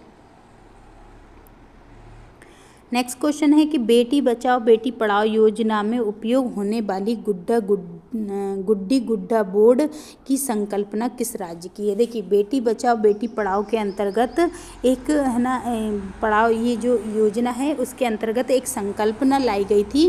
वो कौन सी संकल्पना थी? तो गुड्डी गुड्डा बोर्ड संकल्पना। क्या है थी? गुड्डी गुड्डा बोर्ड संकल्पना। अब ये कौन सा राज्य लेकर आया था? गुजरात लाया था, मध्य प्रदेश लाया था, राजस्थान लाया था, या फिर महाराष्ट्र लाया था? कौन सा राज्य लाया था? तो राइट आंसर इसका क्या हो जाएगा? ये कौन सा राज्य लाया था? तो महाराष्ट्र लाया था। कौन लाया था? महाराष्ट्र लाया था। याद रखें, कौन सी? गुड्डी गुड्डा बोर्ड संकल्पना। नेक्स्ट क्वेश्चन है कि किस वर्ष में पारिवारिक महिला लोक अदालत के अभिनव विचार को विकसित किया गया था? बताइए, किस वर्ष में जो पारिवारिक महिला लोक अदालत बनाई गई थी? 1985, 86, 87 या फिर 88? बताएं, किस वर्ष में पारिवारिक महिला लोक अदालत बनाई गई थी? तो इसका जो राइट आंसर हो जाएगा वो कब बनाई गई थी? तो 1987 में बनाई गई थी। कब बनाई गई थी? 1987 में बनाई गई थी। ठीक है, राइट आंसर 1987 हो जाएगा। नेक्स्ट देखते हैं, नेक्स्ट क्वेश्चन क्या है?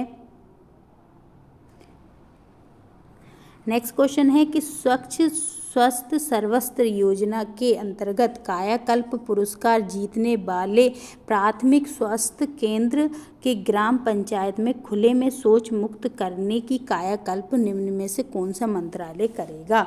देखिए सिंपल सा क्वेश्चन है, इसमें ये पूछा गया है कि जो स्वच्छ स्वस्थ और सर्वस्त्र योजना है उसके अंतर्गत जो कायाकल्प पुरस्कार होता है वो जीतने वाले प्राथमिक स्वास्थ्य केंद्र के ग्राम पंचायत में खुले में शौच मुक्त करने की कायाकल्प निम्न में से कौन से मंत्रालय द्वारा की जाती है। तो पेयजल सिंपल सा है, कायाकल्प पुरस्कार कौन सा मंत्रालय देता है।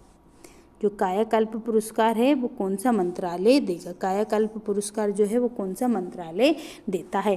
पेयजल एवं स्वच्छता मंत्रालय देता है, स्वास्थ्य एवं परिवार कल्याण मंत्रालय देता है, या फिर मानव संसाधन विकास मंत्रालय, या इनमें से कोई नहीं। बताएं कौन सा मंत्रालय देता है। तो राइट आंसर क्या हो जाएगा, पेयजल एवं स्वच्छता मंत्रालय देता है, पेयजल एवं स्वच्छता मंत्रालय देता है। चलिए सती समिति, नेक्स्ट क्वेश्चन है कि सती समिति रोकथाम अधिनियम, सती समिति रोकथाम अधिनियम 1987 के अंतर्गत निम्न में से कौन महिला सती श्रेणी में नहीं रखी जाएगी। किस में नहीं रखी जाएगी, सती श्रेणी में नहीं रखी जाएगी। ठीक है, 1 सेकेंड रुके, है ना।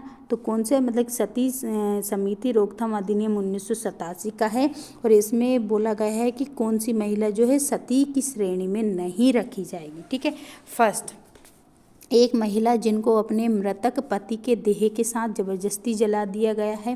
तो देखिए जबरदस्ती जला रहे हैं, जबरदस्ती शब्द आ गया है, तो ये तो सती हो ही नहीं सकती, है ना, क्योंकि इसमें जबरदस्ती जला दिया जा रहा है, तो ये नहीं हो सकती। ठीक है, दूसरा है एक महिला जिनको अपने मृतक संबंधी के देह के साथ उनकी स्वेच्छापूर्वक मतलब इच्छा पूछी ही नहीं, उससे पहले ही उसको क्या कर दिया, जला दिया, तो ये भी क्या हो सकती है, सती नहीं मानी जाएगी। तो उपरोक्त दोनों ही इसका राइट आंसर हो जाएगा, ये दोनों ही सती नहीं मानी जाएंगी। ठीक है, राइट आंसर क्या हो जाएगा, बोथ ऑफ दीज अबव। एक सेकेंड, इनमें से कोई नहीं, क्या है कि महिला सती की श्रेणी में रखा नहीं जा सकता है। तो अच्छा इनमें से किसी को नहीं रहा, सॉरी, है ना, तो दोनों मीन्स हो जाएगा, दोनों को रखा जा सकता है, इनमें से किसको नहीं, तो इनमें से किसी को नहीं, सॉरी, है ना, राइट आंसर क्या हो जाएगा, इनमें से किसी को भी नहीं रखा जाएगा। चलिए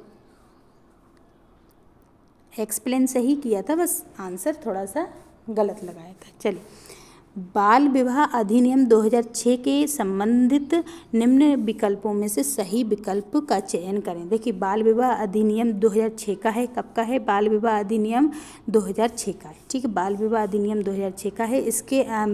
इसमें से कौन सा इसके लिए सही विकल्प है। ठीक है, इसके नियम के में कौन सा विकल्प सही है।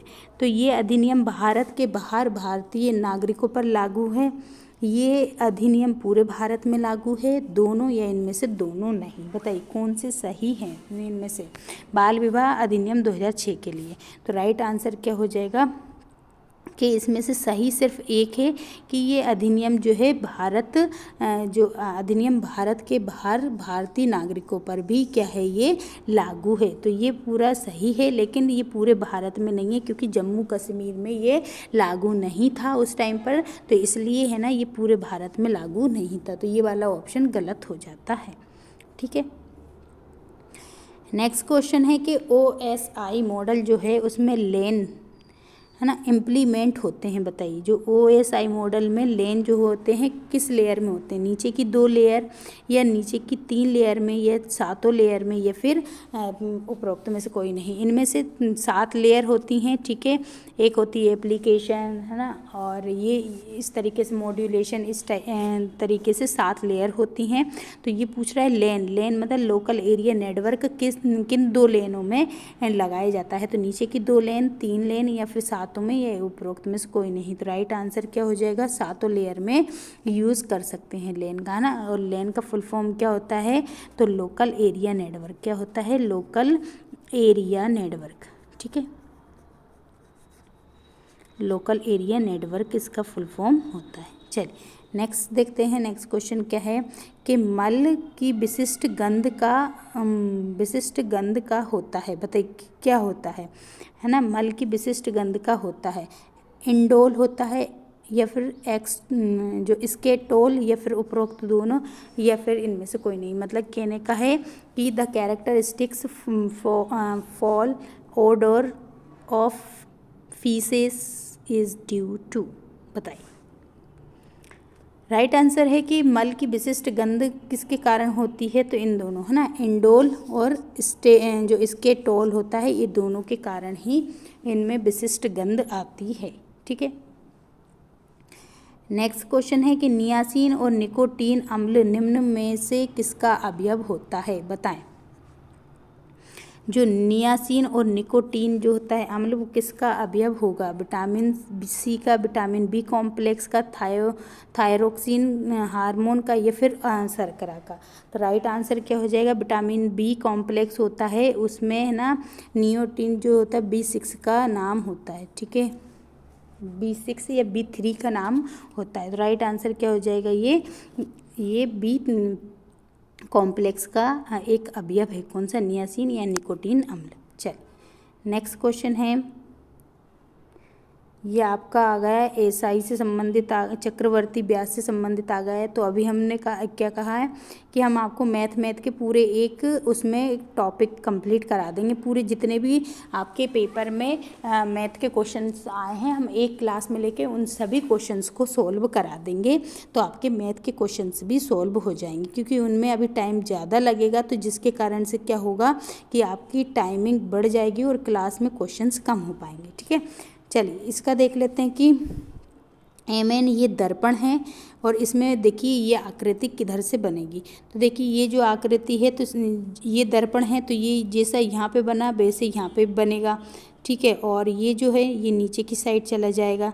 तो ये किस में दिख रहा है, C में, 3 में दिख रहा है। तो राइट आंसर इसका 3 हो जाएगा। ठीक है, चलिए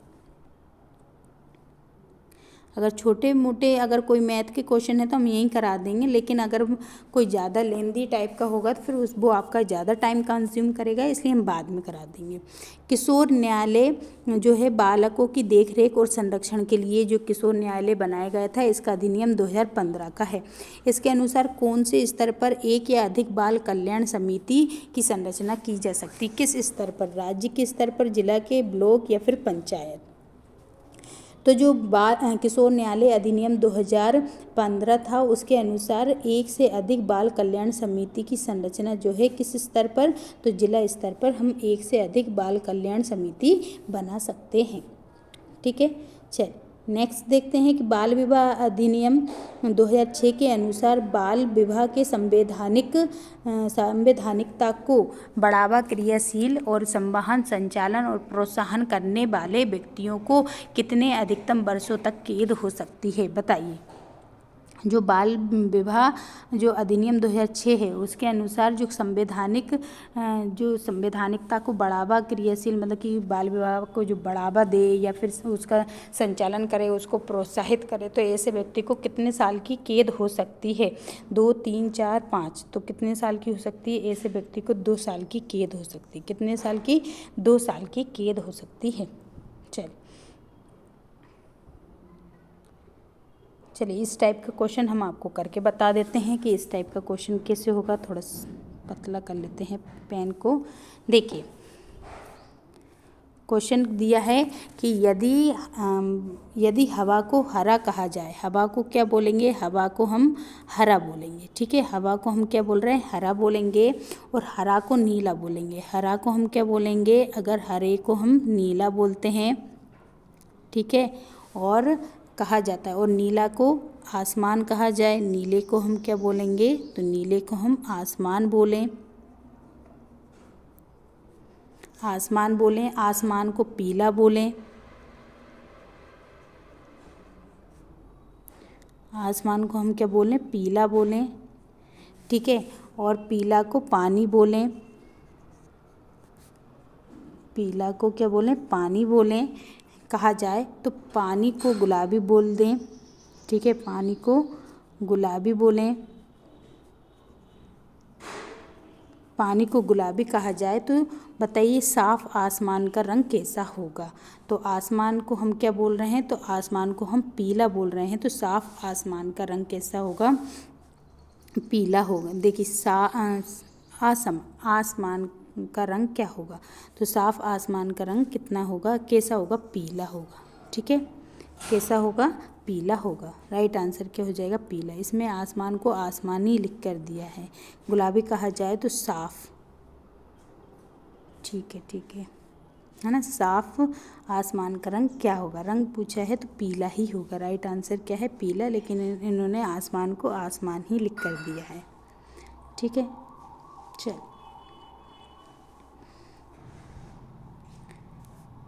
नेक्स्ट क्वेश्चन है कि राजीव गांधी राष्ट्रीय फेलोशिप योजना के अंतर्गत हर वर्ष कितने छात्रों को फेलोशिप दी जाती है, बताएं। 667, 668, 669 या 670।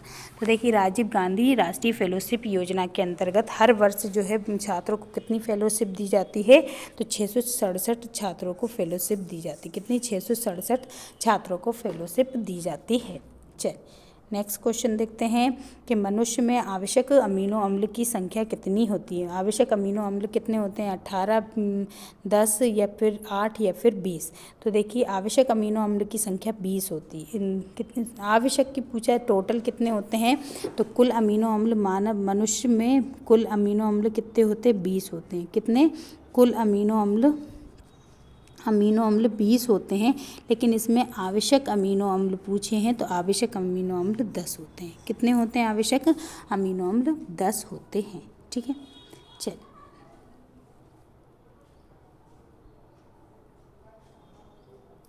चलिए इसकी आकृति देख लेते हैं कि आर्य की गणना, गुणा और वातावरण के बीच कौन सा संबंध होता है। गणना, गुणा और वातावरण के बीच कौन सा संबंध होता है। देखिए गणना और गुणा ये दोनों क्या है, कैलकुलेशन से संबंधित हैं। तो गणना और गुणा मतलब गणना हम किसकी गणना, सभी गणनाएं मतलब सभी गुणा क्या हो सकती हैं, गणनाएं, है ना। सभी गुणा की क्या होगी, गणनाएं हो सकती हैं। और ये वातावरण तो बिल्कुल ही अलग है ना। ये वातावरण तो इससे अलग ही है। तो इस टाइप की आकृति किस में है, सी में है ना। तो सी राइट आंसर इसका हो जाएगा। ठीक है, चल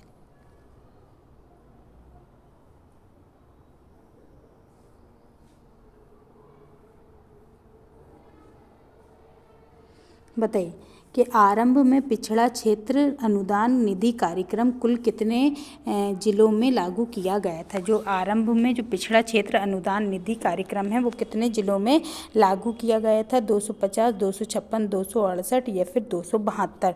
तो राइट आंसर क्या हो जाएगा, 250 जिलों में इनको क्या किया गया था, लागू किया गया था। किसको, आरंभ में पिछड़ा अनुदान निधि कार्यक्रम जो है कितने जिलों में, 250 जिलों में लागू किया गया था। नेक्स्ट क्वेश्चन है कि राशन कार्डों को प्रकाशन में गृहस्थी के प्रधान किसको माना जाता है। देखिए राशन कार्ड में अगर जो प्रकाशन में एक लिस्ट होती है घर वालों की, उसमें है ना जो गृहस्थी का प्रधान है उस किसको माना जाएगा, जिसकी 18 वर्ष से अधिक आयु के सबसे बड़े पुरुष सदस्य को, या 18 वर्ष से अधिक आयु वाले सबसे बड़ी महिला सदस्य को, या 21 वर्ष से अधिक आयु वाले बड़े पुरुष को, या फिर 21 से अधिक आयु वाले बड़ी महिला को किसको माना जाएगा। तो राइट आंसर क्या हो जाएगा, जिसकी 18 वर्ष से अधिक आयु वाली जो सबसे बड़ी महिला है, जो 18 वर्ष से अधिक वाली सबसे जो आयु में सबसे बड़ी महिला होगी उसको गृहस्थी प्रधान माना जाएगा। क्या माना जाएगा, गृहस्थी प्रधान माना जाता है राशन कार्ड में। ठीक है, चल नेक्स्ट क्वेश्चन देखते हैं।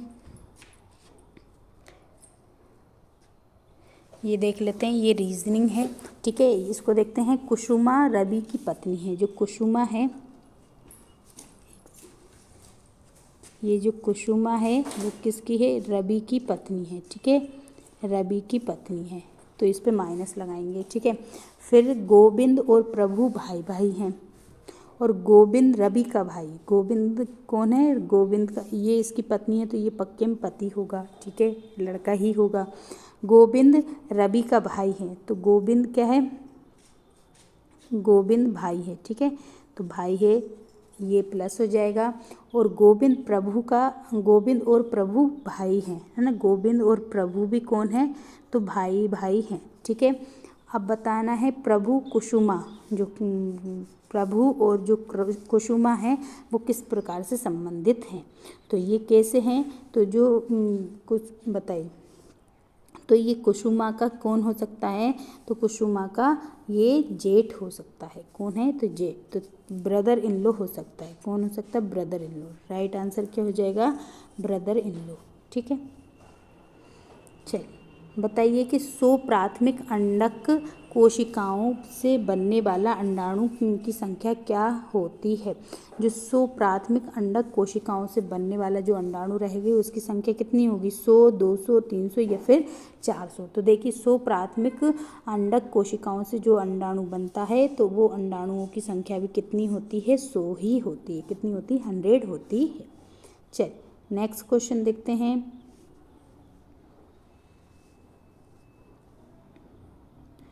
नेक्स्ट क्वेश्चन है निषक्तता कार्य विभाग कब स्थापित किया गया था। निषक्तता कार्य विभाग, when was the department of disability affair create, कब हुआ था, 2010, 2011, 2012 या फिर 2013। राइट आंसर क्या हो जाएगा, 2012 में बना था। ये कब बना था, 2012 में बना था। कौन, निषक्तता कार्य विभाग जो है 2012 में बनाया गया था।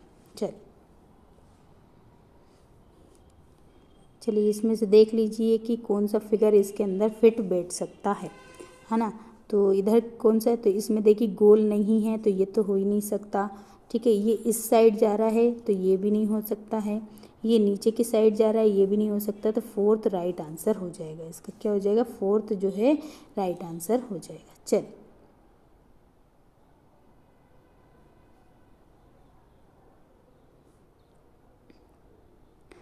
चलिए इसको देख लेते हैं। व्यक्ति का एक दल किसी कार्य को 15 दिन में पूरा करने का निश्चय करता है और इसमें उनमें से 2 व्यक्ति अनुपस्थित हो जाते हैं, तो शेष जो होते हैं व्यक्ति उसी कार्य को 20 दिन में पूरा कर लेते हैं।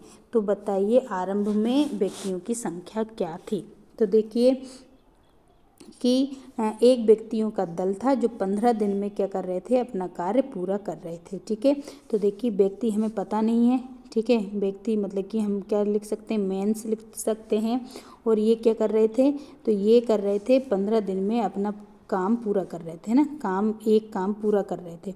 उसी तरीके से अगर उनमें से 2 व्यक्ति अनुपस्थित हो गए, है ना, तो व्यक्ति क्या हो गए, अनुपस्थित हो गए, तो अब उन्होंने है ना 20 दिनों में वो काम पूरा कर लिया, उसी काम को 20 दिन में पूरा कर लिया। अब बताना है कितना है। तो देखिए ये जो है ये 20 जो है इसके नीचे जाएंगे, ठीक है। तो हम इसको कम कर लेते हैं, सोल्व कर लेते हैं। तो आंसर क्या होगा, तो देखिए सबसे पहले हम इसका मल्टीप्लाई ही कर लेते हैं। एक सेकंड रुके, हाँ देखिए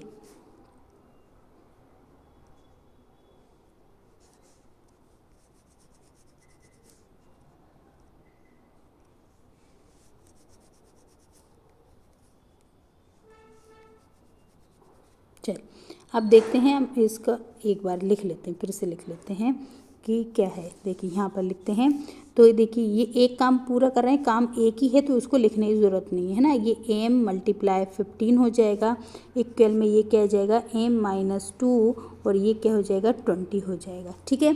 अब हम इसका क्या करेंगे, मल्टीप्लाई कर देते हैं 20 का, तो 20 m हो जाएगा यहाँ पे और -22 जब 40 हो जाएगा, ठीक है। ये m, ठीक। अब हम m वाली डिजिट एक साइड ले जाते हैं। अच्छा ये क्या है, ये दोनों क्या है, मल्टीप्लाई में है, तो मल्टीप्लाई में है तो ये कहाँ पर जाएगा, तो डिजिट को हम कहाँ कर देंगे, जैसे कि देखिए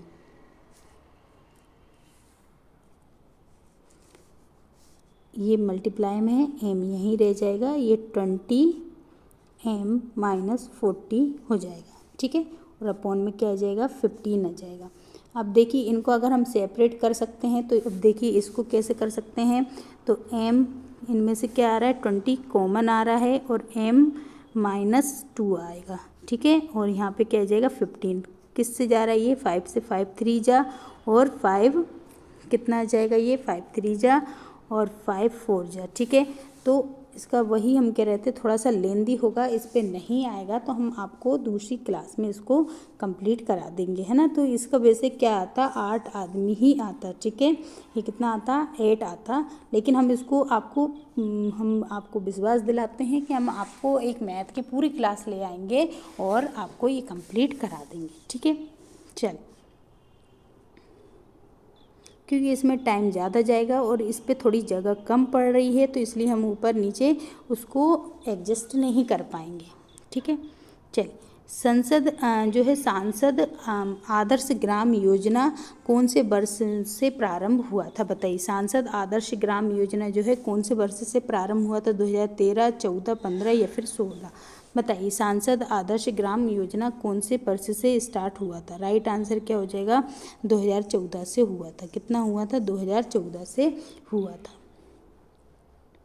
नेक्स्ट क्वेश्चन है कि निम्न में कौन सा सूक्ष्म हेपेटाइटिस बी का कारण है, बताइए। हेपेटाइटिस बी जो है सूक्ष्मजीवी कौन सा है, हेपेटाइटिस बी विषाणु के कारण होता है, प्रोटोजोआ के कारण, जीवाणु के कारण, या इनमें से किसी के नहीं। तो राइट आंसर क्या हो जाएगा, वायरस के कारण होता है। क्या, किसके कारण होता है, वायरस के कारण होता है हेपेटाइटिस बी, ठीक है। चलिए, नेक्स्ट है कि चयनित सेल में एक चार्ट बनाने के लिए कीबोर्ड का हम कौन सी शॉर्टकट की का यूज़ करेंगे। देखिए, एक चयनित सेल है, जैसे कि यहाँ पे बहुत सारी रो होती हैं, कॉलम होते हैं, तो उनसे क्या बनता है, एक सेल बनती है। और यहाँ पर हमने इस सेल को क्या कर लिया, चयन कर लिया। अब इस सेल में हमको क्या करना है, एक चार्ट बनाना है। तो चार्ट बनाने के लिए हम कौन सी की का यूज़ करेंगे, F11, F7, F5 या फिर F3। तो राइट आंसर क्या हो जाएगा, F11 का उपयोग करते हैं। किसका करते हैं, F11 का उपयोग करते हैं, ठीक है। चलिए, नेक्स्ट क्वेश्चन देखते हैं।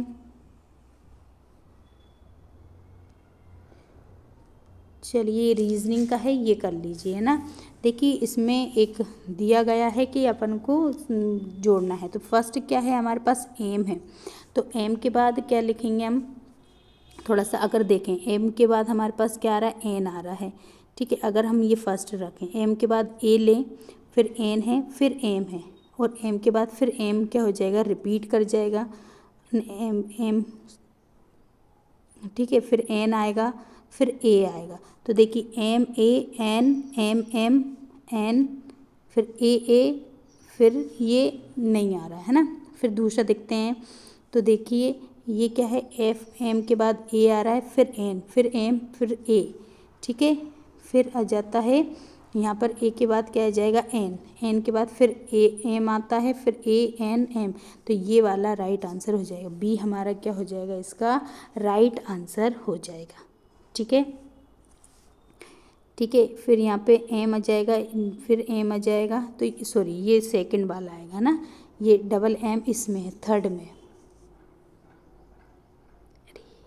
डबल ए और डबल एम जो है फोर्थ में है। राइट आंसर क्या हो जाएगा, फोर्थ आ जाएगा। तो ये कैसे बन जाएगा, एफ एम ए, ठीक है, ये फिर एन एम, फिर ए, है ना, फिर एन, फिर आएगा एम, और फिर आ जाएगा हमारे पास ए, फिर एन, फिर एम, फिर ए, फिर एन, और फिर एम, ए, और फिर एन। तो देखिए, A M M N N, ये हमारा आंसर हो जाएगा, राइट आंसर 4 हो जाएगा। चलिए, नेक्स्ट क्वेश्चन देखते हैं। नेक्स्ट क्वेश्चन है कि हिंदू उत्तराधिकार अधिनियम 1956 बेटियों को एक संयुक्त परिवार, मतलब इनमें से कौन सा विकल्प सही नहीं है, ठीक है। देखिए, हिंदू उत्तराधिकार अधिनियम 1956 का है, उसमें बेटियों को एक हिंदू संयुक्त परिवार में केवल जीविका की ही मांग कर सकती हैं, बिल्कुल ये राइट है। हिंदू उत्तराधिकार संशोधन अधिनियम 1956 के द्वारा बेटियों को अपने भाइयों के साथ विरासत का अधिकार भी प्रदान किया गया है, ये भी सही है। तो राइट आंसर क्या है, ये दोनों सही हैं, इनमें से कोई गलत नहीं। तो राइट आंसर क्या हो जाएगा, इनमें से कोई गलत नहीं। एक सेकेंड, कौन सही नहीं है, अच्छा, इसमें से विरासत में से प्रदान किया जाएगा, ये सही नहीं है, ठीक है। तो राइट आंसर क्या हो जाएगा, बी हो जाएगा इसका राइट आंसर। चलिए, नेक्स्ट क्वेश्चन है कि निम्न में से कौन सा एक्सेस फील्ड नहीं है। एक्सेस फील्ड कौन सी नहीं है? मेमो, हाइपरलिंक, ऑब्जेक्ट या फिर लुक अप विजार्ड। बताइए कौन सा एक जो है वो एक्सेस नहीं है। तो राइट आंसर क्या हो जाएगा? जो लुकअप विजार्ड होता है वो क्या नहीं होता है? एक्सेस नहीं होता है। ठीक है, लुकअप विजार्ड जो है एक्सेस नहीं होता, जबकि मेमो एक्सेस है, हाइपरलिंक एक्सेस है, ऑब्जेक्ट जो है एक्सेस है, लेकिन ये नहीं है। ठीक है, राइट आंसर क्या हो जाएगा? तो राइट आंसर हो जाएगा लुकअप विजार्ड। ठीक है, चल नेक्स्ट देखते हैं। नेक्स्ट क्वेश्चन क्या है?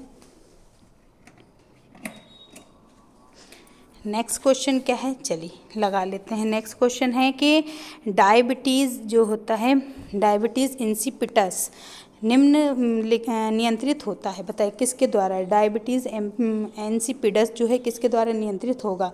एडीएच के द्वारा नियंत्रित होगा, या एसीटीएच के द्वारा नियंत्रित होगा, या फिर टीएसएच के द्वारा नियंत्रित होगा, या फिर एचएलएच द्वारा नियंत्रित होगा? तो देखिए डायबिटीज़ एंटीपिडस जो होता है वो किसके द्वारा नियंत्रित होता है? एडीएच के द्वारा। किसके द्वारा? एडीएच के द्वारा नियंत्रित होता है। ठीक है, चलिए नेक्स्ट क्वेश्चन देखते हैं। नेक्स्ट क्वेश्चन क्या है?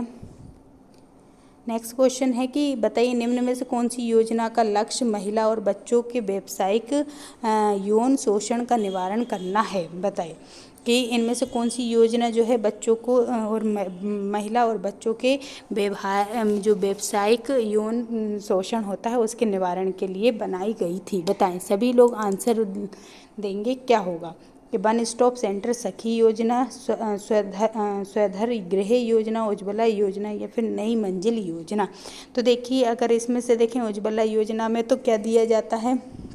गैस सिलेंडर दिए जाते हैं, है ना। वन स्टॉप सेंटर इसमें से उज्ज्वला योजना तो जो है निम्नलिखित में से कौन सी योजना का लक्ष्य महिलाओं और बच्चों के व्यावसायिक यौन शोषण का निवारण करना भी है? ये प्रीवियस ईयर में आया हुआ क्वेश्चन है और इन्होंने उज्ज्वला योजना माना इसको, पता नहीं क्यों कि उज्ज्वला योजना माना है। ठीक है, चल नेक्स्ट क्वेश्चन देखते हैं कि निम्न में से कौन सा इंटरनेट से कनेक्ट करने के लिए उपयोग नहीं है। बताइए इनमें से किसको इंटरनेट से हम कनेक्ट नहीं कर सकते हैं? ठीक है, उपयोग नहीं। ISDN या DSL या मॉडेम या फिर BDU। देखिए अगर हम BDU के बारे में आपको बताएं तो BDU क्या होता है? विजुअल डिस्प्ले यूनिट होती है। तो ये तो है ना, BDU तो है ना आपका मॉनिटर होता है, तो ये आपको इंटरनेट से थोड़ा ना जोड़ेगा, जबकि मॉडेम इंटरनेट से जोड़ देता है, DSL जोड़ता है और ICDA जोड़ देता है ना। लेकिन मॉडेम जो BDU है वो आपको किससे नहीं जोड़ेगा? तो वो आपको इंटरनेट से नहीं जोड़ता है। राइट आंसर BDU हो जाएगा। चलिए नेक्स्ट क्वेश्चन देख लेते हैं कि निम्न में से ग्रीन बिजनेस योजना लॉन्च की है। बताइए किसने ग्रीन बिजनेस योजना लॉन्च की है? वित्त मंत्रालय ने, जनजातीय कार्य मंत्रालय ने, या राष्ट्रीय सफाई कर्मचारी एवं वित्त निगम ने, या फिर पर्यावरण, वन एवं जलवायु परिवर्तन ने? बताइए किसने की है? आंसर सभी लिखते हुए चलेंगे। ठीक है, सभी लोग आंसर करते हुए चलेंगे, कमेंट बॉक्स में आंसर लगाएंगे, ज़्यादा से ज़्यादा क्लास को शेयर करेंगे। और क्लास को अभी तक आपने चैनल को सब्सक्राइब नहीं कर रखा है तो प्लीज़ चैनल को सब्सक्राइब ज़रूर कर लेंगे और ज़्यादा से ज़्यादा क्लास को शेयर करेंगे। ठीक है, ज़्यादा से ज़्यादा आप क्लास को शेयर ज़रूर कीजिएगा सभी लोग। और क्योंकि ये क्लास आप लोग शेयर करेंगे तो हमको है ना इससे मोटिवेशन मिलता है और ज़्यादा से ज़्यादा आपके लिए अच्छी से अच्छी क्लास लाने का जो है हम मोटिवेट होते हैं और ज़्यादा से ज़्यादा आपको अच्छी क्लास दे सकें ये हम सोचते हैं। तो बिल्कुल आप सभी लोग से निवेदन है कि सभी लोग क्लास को शेयर ज़रूर करते रहें। चलिए तो हमारा आई होप आप सभी ने क्लास को शेयर ज़रूर कर दिया होगा। तो हम हमारी क्लास को आगे बढ़ाते हैं, आप क्लास को शेयर करते रहिए और हम आपको आपके लिए अच्छी से अच्छी क्लासेस बना कर देते रहेंगे। ठीक है, चलिए तो आंसर इसका क्या हो जाएगा कि ग्रीन बिजनेस योजना किसने लॉन्च की है? तो ग्रीन बिजनेस योजना राष्ट्रीय सफाई कर्मचारी एवं वित्त एवं विकास निगम ने लॉन्च की थी। ठीक है, तो ग्रीन बिजनेस योजना किसने लॉन्च की थी? राष्ट्रीय सफाई कर्मचारी एवं वित्त विकास निगम ने। नेक्स्ट क्वेश्चन देखते हैं, राष्ट्रीय खाद्य सुरक्षा अधिनियम के अनुसार राज्य खाद्य समिति में कितने सदस्य होंगे? बताइए। राष्ट्रीय खाद्य सुरक्षा अधिनियम के अनुसार जो राज्य खाद्य समिति होती है उसमें कितने सदस्य होते हैं? 5 होते हैं, 6 होते हैं, 7 होते हैं या फिर 8 होते हैं? तो राइट आंसर क्या हो जाएगा? कितने सदस्य होते हैं? 7 सदस्य होते हैं। ठीक है, 7 सदस्य होते हैं राष्ट्रीय खाद्य सुरक्षा अधिनियम के अनुसार। जो राज्य खाद्य समिति होती है उसमें 7 सदस्य होते हैं। नेक्स्ट क्वेश्चन देख लेते हैं। नेक्स्ट क्वेश्चन है कि भारतीय संविधान के कौन से अनुच्छेद में शिक्षा का अधिकार दिया गया है? बताइए, कौन से जो संविधान संशोधन है उसके द्वारा ये भी बताएं आपको कौन सा संविधान संशोधन था जिसके द्वारा ये जोड़ा गया था और शिक्षा का अधिकार दिया गया था, और किस एज के बच्चों को ये शिक्षा का अधिकार दिया गया है? सभी लोग बताएंगे। तो देखिए, अगर हम देखें तो ये जो है ये राइट आंसर इसका क्या है? 21A है ना। तो जो 21A या 21 का जिसको बोला जाता है उसमें क्या दे रखा है? तो शिक्षा का अधिकार दे रखा है। और ये जो है किसमें? 86 अमेंडमेंट एक्ट द्वारा इसको जोड़ा गया था। ठीक है, इसको जोड़ा गया था। और इसमें है ना जो 6 से लेकर 14 साल तक के बच्चे को निःशुल्क और अनिवार्य शिक्षा देना क्या है? जरूरी है। तो राइट आंसर क्या हो जाएगा? 6 से लेकर 14 साल तक का बच्चा, और 21A में ये अनुच्छेद में दे रखा है। ठीक है, चलिए नेक्स्ट क्वेश्चन देखते हैं कि वसा में घुलनशील विटामिन कौन कौन से हैं? तो देखिए, जल में घुलनशील विटामिन होते हैं और कौन से होते हैं? वसा में घुलनशील विटामिन होते हैं। तो जल में कौन कौन से घुलते हैं? तो जल में घुलते हैं B और C। ठीक है, कौन से? B और C घुलता है। B पूरा कॉम्प्लेक्स है ना, और इसमें कौन सा? A, D, E और K, ये चारों घुलते हैं। तो देखिए इसमें वसा में पूछा है, तो देखिए B1 और B2 और B3 तो ये किस में घुल जाएंगे? जल में घुल जाएंगे। लेकिन विटामिन A जो है वो किस में घुलनशील है? तो वसा में घुलनशील है। तो राइट आंसर क्या हो जाएगा? वसा में घुलनशील विटामिन A। ठीक है, चल नेक्स्ट क्वेश्चन देखते हैं।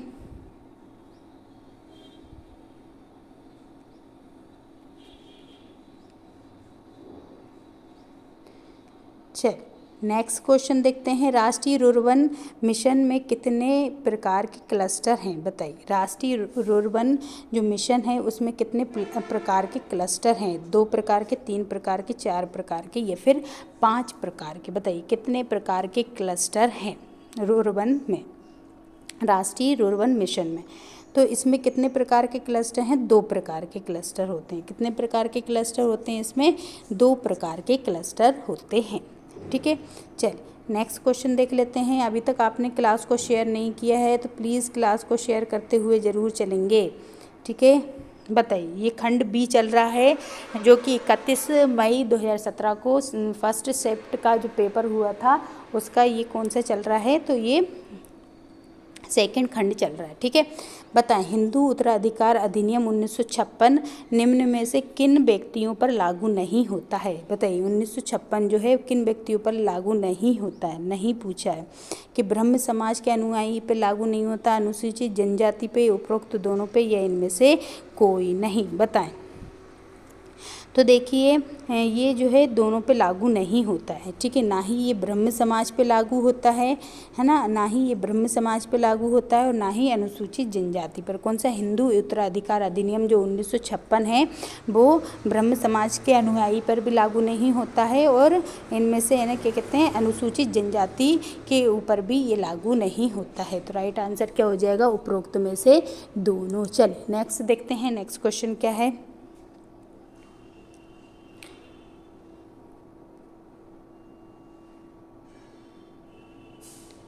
चलिए नेक्स्ट क्वेश्चन देख लेते हैं कि F7 कुंजी का उपयोग किसके लिए किया जाता है, बताइए। F7 जो फंक्शनल कुंजी होती हैं, जिसमें 12 फंक्शन कुंजी की होती हैं, तो उसी में से पूछ रहा है कि F7 किसके लिए उपयोग करते हैं, ग्रामर चेक करने के लिए, या फिर स्पेलिंग चेक करने के लिए, या फिर दोनों को चेक करने के लिए, या फिर विंडो को बंद करने के लिए। बताएं किसके लिए उपयोग किया जाता है।